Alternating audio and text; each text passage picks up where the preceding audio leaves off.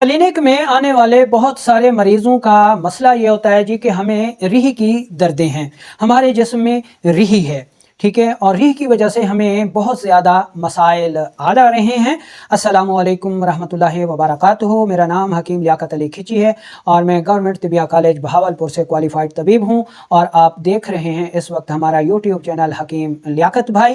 तो अपने टॉपिक की तरफ बढ़ने से पहले आपसे गुजारिश है कि अगर आपने हमारा ये चैनल सब्सक्राइब नहीं किया तो जल्दी से इसे सब्सक्राइब कर लें और साथ लगे घंटी के बटन को भी दबा दें ताकि तिब व सेहत के मौजू पर हर नई आने वाली वीडियो आपको सबसे पहले मिलती रहे। तो दोस्तों चलते हैं और बिना किसी देर के शुरू करते हैं आज की इस इंटरेस्टिंग वीडियो को।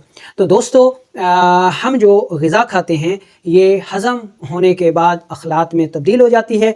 इस अखलात से फिर अरवाह पैदा होती हैं, अरवाह से क़ुव्वतें पैदा होती हैं और क़ुव्वतों से हमारे आफ़ाल यानी काम अदा होते हैं। दिमाग सोचने का काम करता है, उज़लात हरकत का काम करते हैं, जिगर व ग़ुदद तहलील का काम करते हैं, हार्मोन्स बनाते हैं, क़ुव्वत मुदाफ़ियत वगैरह पैदा करते हैं। तो ये सारा काम जो है वो अरवाह से पैदा होने वाली क़ुव्वतें करती हैं।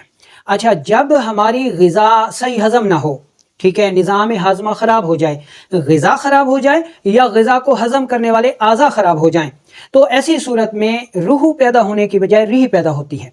रूह में ऑक्सीजन है और रीह में कार्बन है, ठीक है। रूह बायसे शिफा है, बायसे ताकत है और रीह बायसे मर्ज़ है। तो ऐसे लोगों में फिर रीह बढ़ जाती है और जब रीह बढ़ जाती है तो उसके मसाइल सामने आते हैं।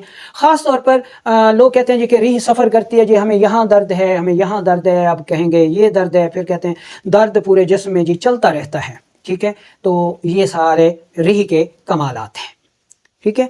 अब हम देखेंगे कि ऐसा किस तहरीक में होता है। तो ऐसा तीनों तहरीकों में हो सकता है, लेकिन तेज़ाबियत खुश्की में ये मसला ज़्यादा आता है, ठीक है।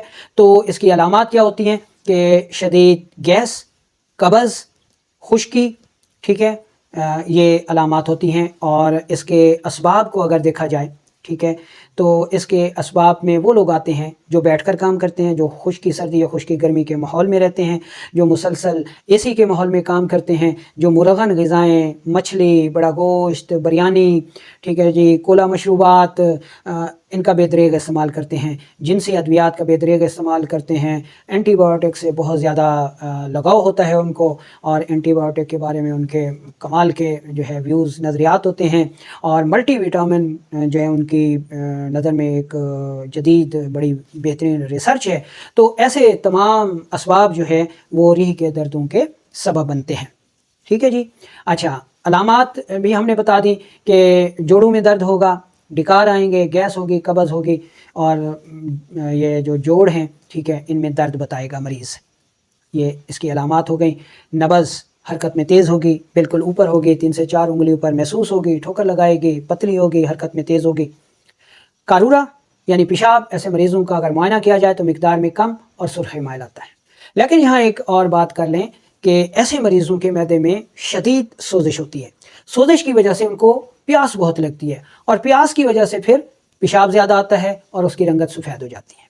जब तबीब दुरुस्त तशख़ीस करता है, ठीक है, अलामात बताता है, तो मरीज़ कहते हैं नहीं जी हकीम साहब मैं को तो पेशाब डाढ़ा आंदा है, ते होंदा चिट्टा है, मैं को तो रत्ता मत्ता कह नहीं आंदा, ते थोड़े कह नहीं आंदा। तो इस पर जो तबीब है उसको चाहिए कि वो मज़ीद अलामात ले। मरीज़ से जी कि आपको प्यास कैसे लगती है, कितनी लगती है, कितना पानी पीते हैं, तो ये मालूमात लेने पर वो सारी जो उसकी तशख़ीस है वो दुरुस्त साबित होती है, ठीक है। अच्छा, जो मरीज़ ऐसे होते हैं वो बहुत ज़्यादा बातें करने वाले होते हैं, बातूनी होते हैं, अपना मसला बढ़ा चढ़ा कर पेश करते हैं, जैसे इनसे ज़्यादा मासूम मज़लूम शख्स जो है वो कोई दुनिया में है ही नहीं, ठीक है। अच्छा, तो ये सूरत हाल जो है आपने समझ ली। अब मज़ीद आगे चलते हैं और इसके लिए आज की बेहतरीन होम रेमेडी जो है वो हम आपको बताते हैं, जो कि रीह के दर्दों के लिए कमाल है। याद करेंगे, दुआएं देंगे। अच्छा, नुस्खा इसका नोट कर लें कि पहले नंबर पर आपने लेना है जी तुख्म हरमल, ठीक है, तुख्म हरमल। दूसरी चीज़ मुसब्बर और तीसरी चीज़ आपने लेनी है सुरंजान शीरी। तीनों चीज़ें बराबर वज़न लेकर इनको पाउडर कर लें और नखूदी गोली यानी चने के बराबर गोलियां बना लें या 500 मिलीग्राम के कैप्सूल भर लें। एक कैप्सूल सुबह दोपहर शाम मरीज़ को ताज़ा पानी के साथ इस्तेमाल करवाएं। ٹھیک ہے.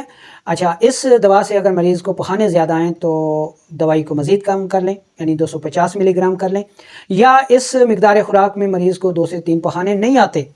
یاد رکھیں کہ ایسے مریض کو علاج کے دوران 2 سے 3 پخانے آنا ضروری ہوتے ہیں، ورنہ اس کو شفا نہیں ملتی، اس کی ریح خارج نہیں ہوتی، اور جب ریح خارج نہ ہو تو ایسا مریض ٹھیک نہیں ہوگا. تو علامات کے حساب سے مقدار خوراک میں کمی بیشی کی جا سکتی ہے. اب آ جاتا ہے پرہیز کا معاملہ کہ پرہیز آپ نہیں کریں گے تو شفا نہیں ملے گی. یعنی آپ یہ کہیں کہ لسی بھی ڈکارتے رہیں، دہی بھی آدھا کلو دھک ونجو، ٹھیک ہے، کڑھائی آوے وہی اندر، ٹھیک ہے، بریانی آئی ہے تو وہی ہضم، کولا مشروبات آیا تو وہی لیٹر پیتے تو ڈکار ہی نہیں دیونا. ٹھیک ہے، تا ول لالا اے آرام تے شفا جڑی ہے نا وہ کہنا سی. ٹھیک ہے، تو پرہیز آپ نے لازمی کرنا ہے. اس طرف یا اس طرف جو غذائی چارٹ آپ کو دکھائی دے رہا ہے، اس کو غذائی چارٹ نمبر 2 کہتے ہیں، پروٹین والا غذائی چارٹ ہے. یہ آپ نے بند کر دینا ہے، اس کو دیکھنا بھی نہیں، اس کی طرف نظر بھی اٹھا کے نہیں دیکھنا، کھانا تو دور کی بات ہے. اور اس طرف یا اس طرف جو غذائی چارٹ ہے، غذائی چارٹ نمبر 3 ہے صفراوی غذاؤں والا، یہ آپ نے استعمال کرنا ہے. پرہیز کریں گے، دوا استعمال کریں گے تو انشاءاللہ اللہ تعالیٰ کرم